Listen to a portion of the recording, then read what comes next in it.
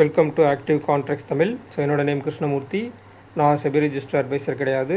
இந்த வீடியோ உங்களுக்கு ஒரு எஜுகேஷ்னல் பர்பஸ்க்காக மட்டுமே. ஸோ வர்ற மே மாதம் 3 அப்படின்ற அன்றைக்கி நமக்கு ஒரு வெபினார் ஒன்று இருக்குது. மே 3 வந்து ஃப்ரீ வெபினார் ஒன்று இருக்குது. ஸோ ஜாயின் பண்ண விருப்பம் இருக்கவங்க ஃபஸ்ட்டு கமெண்ட்டில் சேனலுடைய லிங்க் இருக்கும், வாட்ஸ்அப் சேனலுடைய லிங்க்கு. ஸோ அதில் ஜாயின் பண்ணிக்கோங்க. மே 10 வந்து நமக்கு மந்த்லி செஷன்ஸ் இருக்கும். ஸோ அதில் ஜாயின் பண்ணணும் விருப்பம் இருக்கவங்க 7904877610 அப்படின்ற நம்பருக்கு வாட்ஸ்அப் பண்ணி கிளாஸுக்கான டீட்டெயில்ஸ் வாங்கிக்கோங்க. ஸோ இந்த வெபினார், அதாவது மே 3 வெபினார் வந்து நமக்கு சண்டே அன்னைக்கு மார்னிங் 10 to 12, அதாவது மே 3 சண்டே, வர்ற சண்டே வந்து 10 to 12 நமக்கு வெபினாருக்கான டைமாக இருக்கும். ஸோ மந்த்லி செஷன்ஸ் வந்து 10th தான் ஸ்டார்ட் ஆகும். அடுத்த வீக் சண்டே, அதுக்கு அடுத்த வீக் சண்டே தான் ஸ்டார்ட் ஆகும். ஓகேங்களா? ஸோ இந்த வெபினாரில் ஜாயின் பண்ணுறவங்களுக்கு என்ன அப்படின்னா, அதில் வந்து மார்க்கெட் சினாரியோ அனாலிசிஸ் அப்படின்ற ஒரு டாப்பிக்கை வந்து நம்ம ஃபுல்லாக கவர் பண்ணுவோம். ஸோ அது உங்களுக்கு ஃப்ரீயாகவே கிடச்சிடும். ஃப்ரீ வெபினார் தான். ஸோ இந்த வெபினாரில் அட்டன் பண்ணுறவங்களுக்கு இன்னொரு அட்வான்டேஜ் என்னென்னு கேட்டிங்கன்னா, மந்த்லி செஷன் ஜாயின் பண்ணும்போது அதில் டிஸ்கவுண்ட் ப்ரைஸஸ் இருக்கும். ஸோ இந்த வெபினாரில் ஜாயின் பண்ணி வர்றவங்களுக்கு அதில் டிஸ்கவுண்ட் ப்ரைஸ் இருக்கும்.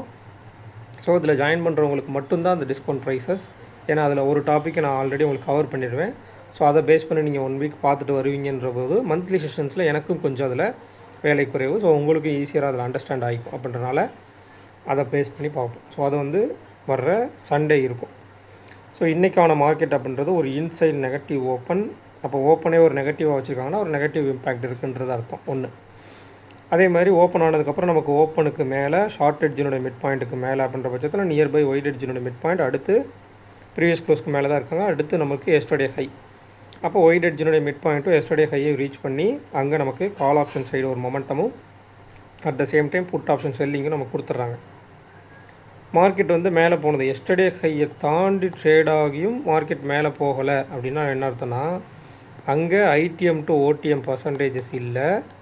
At the same time next week call option, அதாவது இப்போ வரக்கூடிய இந்த கான்ட்ராக்டுக்கு நாளைக்கு ஓப்பன் ஆகிற கான்ட்ராக்டு, அதில் வந்து நமக்கு கால் ஆப்ஷன் சைடு ஒரு மினிமம் ப்ரீமியம்ன்றது கொடுக்கப்படுது. ஸோ அந்த மினிமம் ப்ரீமியம் கொடுத்துட்டு அதுக்கப்புறம் மார்க்கெட் வந்து சைட் பேஸ் போகிறாங்க. சைட் பேஸ் போயிட்டு நமக்கு ஒரு டவுன் சைடு, அதாவது எஸ்டர்டே ஹை அகெயின் பிரேக் பண்ணும்போது என்ன ஆகுதுன்னா டவுன் சைடு சென்டிமெண்ட் இங்கேயே பிரேக் ஆகிடுது. கால் ஆப்ஷனுக்கு ஒரு மினிமம் ப்ரீமியம் கொடுக்கப்பட்டு ஃபஸ்ட்டு இங்கே பிரேக் ஆகிடுது. அதுக்கப்புறம் நியூ ஹை வைக்கலை, அங்கேருந்து அகெயின் பிரேக் பண்ணி நமக்கு எஸ்டர்டே ஹை, ஒயிட் எட்ஜினுடைய மிட் பாயிண்ட்டு, ஷார்ட் எட்ஜினுடைய மிட் பாயிண்ட்டு, ஓப்பன் பிலோ வந்து டைரக்ட் டு நமக்கு ஒயிட் எட்ஜினுடைய பாட்டம், ஷார்ட் ரேஞ்சினுடைய பாட்டம் வரைக்கும் வந்துடுறாங்க மார்க்கெட். இதுதான் இன்றைக்கி நடந்திருக்கு. ஸோ அப்போ எண்ட் ஆஃப் த செஷனில் நமக்கு ஒரு மொமெண்டமும் கிடச்சிருக்கு. கால் சைடில் ஒரு மொமெண்டமும் கொடுத்துருக்குறாங்க. அது ப்ரீமியம் வைஸ் நமக்கு ஆல்மோஸ்ட் ஒரு எடுத்துக்கிட்டிங்க அப்படின்னா 30 பாயிண்ட்ஸ் நியர்பை நமக்கு அது ப்ராஃபிட்டபுளாக முடிஞ்சிருக்கு 0 to ஹீரோவில். ஸோ புட் ஆப்ஷன் சைடும் கொஞ்சம் கொடுத்துருக்காங்க. ஸோ இந்த மொமெண்டம் அப்படின்றது நடந்திருக்கு எண்ட் ஆஃப் த டே. இன்றைக்கி ஓவரால் இப்படி நடந்திருக்குது. இதில் கவனிக்க வேண்டிய விஷயம் என்ன அப்படின்னு கேட்டிங்க அப்படின்னா, கரண்ட்டு இந்த இடத்துல நீங்கள் பார்த்தீங்கன்னா தெரியும் உங்களுக்கு, இந்த ஸ்பாட்டுக்கும் கரண்ட் மந்த் ஃபியூச்சர் தான் இன்றைக்கி நமக்கு அது வந்து எக்ஸ்பைரி. சரிங்களா? கரண்ட் மந்த் ஃபியூச்சர் இன்றைக்கி மந்த்லி எக்ஸ்பைரினால அவங்க எக்ஸ்பைரி ஆயிடுவாங்க. அப்போ நம்ம இன்றைக்கி யாரை பார்க்கணும்னா நெக்ஸ்ட் மந்த் ஃபியூச்சர் பார்க்கணும். அப்போ கரண்ட் மந்த், அதாவது ஸ்பாட்டுக்கும் நெக்ஸ்ட் மந்த் ஃபியூச்சருக்கும் உள்ள டிஃப்ரென்ஸ், அதாவது இவங்களை பாருங்கள் 97 பாயிண்ட் மைனஸு, ஆனால் நெக்ஸ்ட் மந்த் ஃபியூச்சர்ன்றது 140 பாயிண்ட் மைனஸ். அப்போ கிட்டத்தட்ட 43 பாயிண்ட்டு டிஸ்கவுண்ட்டில் ட்ரேட் ஆகிருக்காங்க. 43 பாயிண்ட்டு டிஸ்கவுண்ட்டில். ப்ரீவியஸ் க்ளோஸ்லேருந்து இவங்க 97 பாயிண்ட் மைனஸ் ஸ்பாட்டு.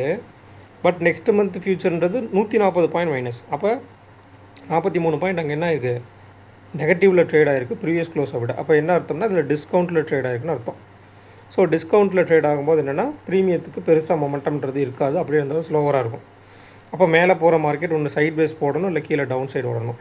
அப்போ கால் ஆப்ஷனுக்கு ஒரு ப்ரீமியம் கொடுக்கப்பட்டு அந்த கால் ஆப்ஷன் டிகே ஆகணும், சைட் பேஸ் போட்டு புட் ஆப்ஷனும் டிகே ஆகணும், அல்லது கீழே வரும்போது புட் ஆப்ஷனுக்கு ப்ரீமியம் கொடுக்கணும். இதுதான் ரூல். ஸோ அதன்படி மார்க்கெட் வந்து கீழே எஸ்டர்டே ஹை கீழே வரும், கீழே வந்துருக்கு.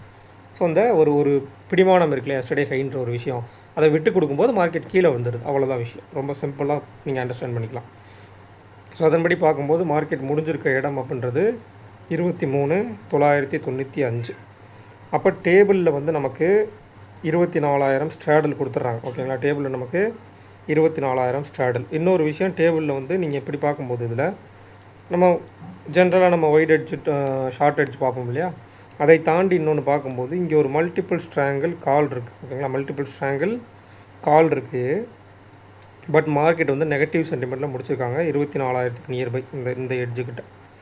அப்போ நாளைக்கு ஓப்பன் பிலோ நடந்தால் என்ன, ஓப்பன் பிலோ இருந்தால் எப்படி இருப்பாங்க அப்படின்றதும் ஐவியை பொறுத்து மாறுபடும். இப்போ இன்றைக்கி எடுத்துக்கிட்டிங்கன்னா கூட ஓப்பன் ஆனதும் மார்க்கெட் மேலே போனோடனே கரண்ட் வீக் இந்த 5th May உடைய கான்ட்ராக்டில் கால் சைடு ஐவி வந்து கொஞ்சம் கொஞ்சமாக ட்ராப் அவுட் ஆகுது.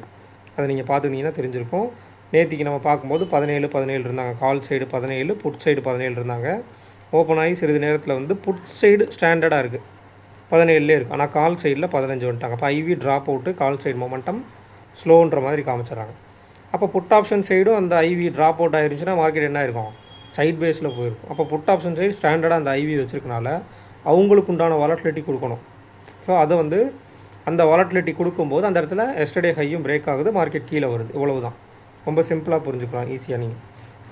அப்போ இதில் நமக்கு ஷார்ட் எட்ஜினுடைய பாட்டம் அப்படின்னு எடுத்துக்கிட்டிங்க அப்படின்னா இதில் வந்து 24,000 தான்.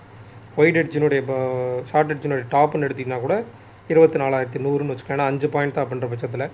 அப்போ 24,050 அப்படின்றது நமக்கு ஷார்ட்டஸ்ட் எட்ஜினுடைய மிட் பாயிண்ட்டாக இருக்கக்கூடும், ஷார்ட் எட்ஜினுடைய மிட் பாயிண்ட். அடுத்து ஒய்டஸ்ட் எட்ஜின்னு எடுத்துக்கிட்டிங்க அப்படின்னா நம்ம 6 ஸ்ட்ரைக் ப்ரைஸ் எடுக்கணும்.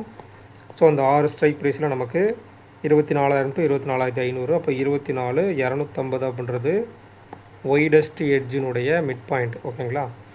அப்போ ஷார்ட் எட்ஜினுடைய மிட் பாயிண்ட்டுக்கும் கீழே, ஒயிட் எட்ஜினுடைய மிட் பாயிண்ட்டுக்கும் கீழே மார்க்கெட் முடிச்சிருக்கிறாங்க. ஆனால் இந்த இடத்துல ஒரு ஸ்ட்ராடல் இருக்குது. அப்போ ஸ்ட்ராடலில் பேஸ் பண்ணி தான் நம்ம ரேஞ்ச் எடுக்கணும் இல்லையா.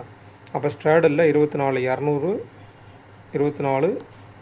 24,000 புட் ஆப்ஷனுடைய ப்ரீவியஸ் க்ளோஸ் வந்து 210 அப்படின்னு எடுத்துக்கிட்டால் கிட்டத்தட்ட நம்மளுக்கு ஒரு 790 வரும். அப்போ 23,790 அப்படின்றது நமக்கு ஷார்ட் ரேஞ்சினுடைய பாட்டம். ஷார்ட் ரேஞ்சினுடைய டாப் வந்து 24,215 அப்படின்றது ஷார்ட் ரேஞ்சினுடைய டாப். அப்போ இந்த ஷார்ட் ரேஞ்சினுடைய டாப்பும் நமக்கு ஒயிட் எட்ஜினுடைய மிட் பாயிண்ட்டும் கீழே வருதா, ஒரே இடத்துல வருதா, ஒன்று. அடுத்ததாக நீங்கள் ரேஞ்ச் இதனுடைய ஆடட் ப்ரீமியம் எடுத்துக்கிட்டிங்க அப்படின்னா கிட்டத்தட்ட 425. அப்போ இந்த சைடு எடுத்துக்கிட்டிங்க அப்படின்னா 23,575 அப்படின்றது white range bottom. White range top அப்படின்றது 24,425ன்றது ஒயிட் ரேஞ்ச் டாப். அப்போ இந்த ஒயிட் ரேஞ்ச் டாப் எதுக்குள்ளே வர்றாங்க, ஒயிட் எட்ஜினுடைய டாப்புக்கும் உள்ளே வர்றாங்க. ஆனால் ஷார்ட் ரேஞ்ச் பாட்டமும் ஒயிட் ரேஞ்ச் பாட்டமும் எதுக்குள்ளே வர்றாங்க, இந்த ஒயிட் எட்ஜினுடைய பாட்டத்துக்கு கீழே வர்றாங்க. அப்போ மார்க்கெட்டில் லெவல்ஸ் வந்து பிரேக் ஆனால் கீழே எக்ஸஸாக நமக்கு இருக்குது, புரியுதுங்களா. இப்போ 24,000 பிரேக் பண்ணால் கீழே என்ன லெவல்ஸ், அடுத்து இந்த 210 மைனஸ் பண்ணிட்டீங்க அப்படின்னா 23,790 தான் லெவல். அப்போ கிட்டத்தட்ட நமக்கு ஒரு 200 பாயிண்ட் இருக்குதுல்ல, மொமெண்டம் கிட்டத்தட்ட ஒரு 200 பாயிண்ட் இருக்குது. அப்போ இதில் எந்த மாதிரி மார்க்கெட் நாளைக்கு ஓப்பன் ஆக போகிறாங்கன்றது, எந்த இடத்துல ஓப்பன் ஆகிறாங்க, ஓப்பன் ஆனதுமே ஓப்பனுக்கு மேலேயா கீழேயான்றது இருக்குது. இன்றைக்கி ஒரு நெகட்டிவ் சென்டிமெண்ட், இப்போ நேற்றுக்கு நமக்கு பாசிட்டிவ் சென்டிமெண்ட்டு. பட் இன்றைக்கி மார்க்கெட் நெகட்டிவ் ஆகிறதுக்கு எப்படி ஆயிருக்காங்கன்னா எஸ்டர்டே ஹைக்கு மேலே போயிட்டு கீழே விழுந்திருக்காங்க. நல்லா நீங்கள் அண்டர்ஸ்டாண்ட் பண்ணிக்கணும். நார்மலாக ஓப்பன் ஆனோடனே கீழே விழுந்திருந்தாங்கன்னா எஸ்டர்டே லோவுக்கு கீழே போயிட்டு அகைன் உள்ளே வந்து மார்க்கெட்டை முடிச்சிருப்பாங்க. ஆனால் இந்த இடத்துல வந்து ஓப்பன் ஆகிட்டு ஓப்பனுக்கு மேலே போயிட்டு நார்மலாக ஒரு ஒரு பொருளை வந்து நீங்கள் கீழே போடுறதுக்கும் மேலே தூக்கி போடுறதுக்கும் வித்தியாசம் இருக்குல்ல, அந்த மாதிரி தான். ஸோ மேலே எஸ்டர்டே ஹைக்கு மேலே போயிட்டு அகைன் விழுந்திருக்காங்கன்னா கொஞ்சம் ஃபோர்ஸாக மார்க்கெட் வந்து கீழே புஷ் பண்ணி விழுந்திருக்காங்க. அது குறிப்பிட்டவொடனே நமக்கு எஸ்டர்டே ஹைக்கு மேலே போயிட்டு கீழே விழுந்தாங்கன்னா வேகமாக விழுகணும். பட் இது ஒரு எக்ஸ்பைரி டே அப்படின்றனால கொஞ்சம் ஸ்லோவராக தான் மொமெண்டம் கொடுப்பாங்க. அது எல்லா நாள் எக்ஸ்பைரி டேக்கு அப்படி தான் இருக்கும். அல்லது ஐவி ட்ராப் அவுட் ஆகிடுச்சுன்னா அப்படி தான் இருக்கும். அல்லது மேலே போகும்போது ஐவி இன்க்ரீஸ் ஆகிடுச்சு, கால் side foot side 2 side increase ஆகி ஒரு எட்ஜை ரீச் பண்ணாங்க. இப்போ 200 போயிருக்கணும், பட் 180 விழுகிறாங்க அப்படின்னா ஐவி ட்ராப் அவுட் ஆகிட்டு சைட் வைஸ் போட்டு விழுகிறாங்க. ஒருவேளை ஐவி ட்ராப் அவுட் ஆகாமல் நெக்ஸ்ட் வீக் இந்த 5th Mayல ஐவி இன்க்ரீஸ் ஆகிடுச்சுன்னா என்ன பண்ணியிருப்பாங்கன்னா 200 ரீச் பண்ணிவிட்டு அங்கேருந்து வேகமாக விழுந்திருப்பாங்க. இது அண்டர்ஸ்டாண்டிங் உங்களுக்கு புரிஞ்சுக்கணும். அதுதான் ஐவியோட விஷயமே. இம்ப்ளைடு வாலட்டிலிட்டி இருந்தால் வாலட்டிலிட்டி இருக்கும் அப்படின்றது. அப்போ கரண்ட்டு வீக் அதாவது 5th Mayல உள்ள ஐவி எவ்வளோ இருக்காங்க, இப்போ எவ்வளோ இருக்காங்க, நாளைக்கு எந்த அளவுக்கு குறையிறாங்களா கூட்டுறாங்களான்னு பார்க்கணும். இப்போ நேற்றுக்கு நம்ம எடுக்கும்போது 17 இருந்தாங்க. பட் இன்றைக்கி வந்து 17 அப்படியே ஸ்டாண்டர்டாக இருக்குது புட் சைடில், பட் கால் சைடில் 14 ஐவி குறைஞ்சிருச்சு. அப்போ நீங்கள் இது எல்லாத்தையும் கம்பைன் பண்ணி பார்க்கும்போது ஒரு multiple strangle call option market வந்து ஒரு நெகட்டிவ் சென்டிமெண்ட்டில் முடிஞ்சிருக்கு. அதுவும் இல்லாமல் மார்க்கெட் வந்து எல்லா மிட் பாயிண்ட்டுக்கும் கீழே முடிச்சிருக்காங்க.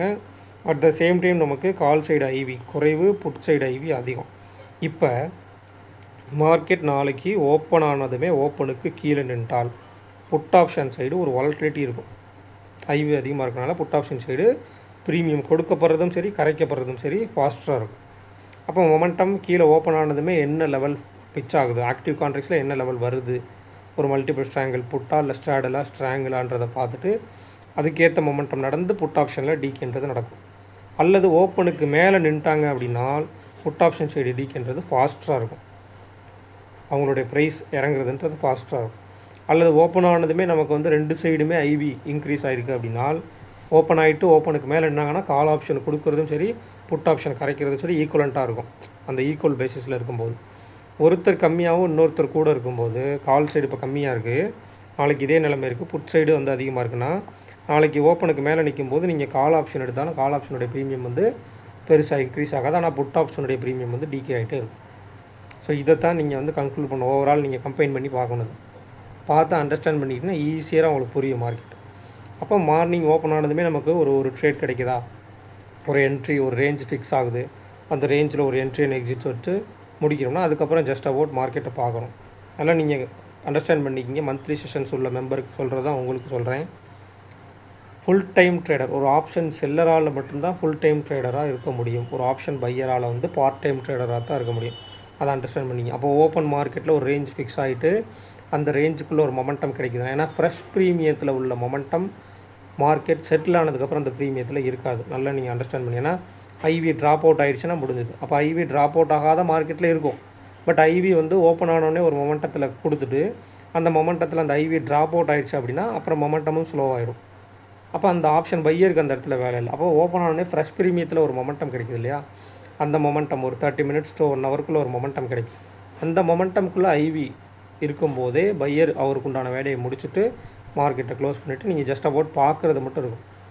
ட்ரேட் பண்ணுறது வந்து அதில் ஆப்ஷன் செல்லரால் மட்டும்தான் ஃபுல் டைம் ட்ரேடராக பண்ண முடியும். இப்போ இன்றைக்கி எடுத்துக்கிட்டிங்க அப்படின்னா ஓப்பன் மார்க்கெட்டில் மார்க்கெட் மேலே போகிற வரைக்கும் குறிப்பிட்ட லெவல் நமக்கு புட் ஆப்ஷன் சரி டிகே ஆகிற வரைக்கும் ஒரு ஆப்ஷன் செல்லரால் புட் ஆப்ஷன் டிகேன்றதை கேப்சர் பண்ண முடியும். அகெயின் கால் சைடில் அவர் வாட்ச் பண்ணிட்டார் அப்படின்னா கால் சைடில் ஒரு மினிமம் ப்ரீமியம் கொடுக்கப்பட்டிருக்கு அப்படின்னு சொல்லி கால் சைடில் செல் பண்ணால் கீழே வர்ற வரைக்கும் அவரால் ஹோல்ட் பண்ண முடியும். பட் இதுவே புட் ஆப்ஷன் பையரால் ஹோல்ட் பண்ண முடியுமான்னு கேட்டிங்கன்னா மொமெண்டம் கிடையாது. ஏன்னா ஒரு சின்ன மொமெண்டம் கொடுத்துட்டு அகெயின் ஒரு சின்ன டவுன் கொடுத்தாங்கனாலே, அதாவது மார்க்கெட் மேலேருந்து கீழே வர்றாங்க, கீழே வந்துட்டு ஒரு சின்ன சப்போர்ட்டில் இப்படி மேலே போகிறாங்க அப்படின்னால அந்த இடத்துல என்ன இருக்கும், ப்ரீமியம் கீழே ட்ராப் அவுட் ஆகிறது பெரிய லெவலில் இருந்தது. சிம்பிளாக சொல்லணும்னா இந்த இடத்துல தான். அப்போ மார்க்கெட் வந்து இந்த இடத்துல கீழே வர்றாங்க ஓப்பன் நியர்பை. ஸோ இந்த ஓப்பன் நியர்பை வர்றாங்க இல்லையா, ஓப்பன் நியர்பை வந்துட்டு ஒரு சின்ன ரிவர்ஸில் கொடுக்கும்போதே அங்கே புட் ஆப்ஷன்ஸோடைய ப்ரீமியம் ட்ராப் அவுட் ஆக ஆரம்பிக்கும். ஆனால் அதுவே காலை செல் பண்ணவருக்கு அகைன் ப்ரீமியம் ஏறிக்குமான்னு கேட்டிங்கன்னா பெருசாக ஏறி இருக்குது.